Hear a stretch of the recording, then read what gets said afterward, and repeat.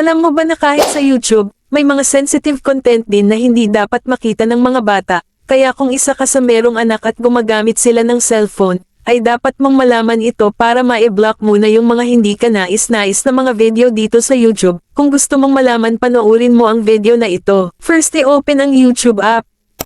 Pindutin ang profile picture na may you.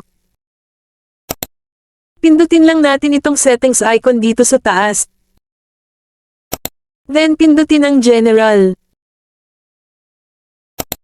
Tapos dito guys, makikita na natin itong restricted mode dito sa may bandang ibaba. So eto lang yung kailangan nating i-turn on, dahil kung mababasa natin dito sa kanyang description, ay this helps hide potentially mature videos. So malaking bagay ito guys, para kahit nanonood yung mga anak natin, dito sa YouTube, ay maiiwasan yung mga videos na merong sensitive content.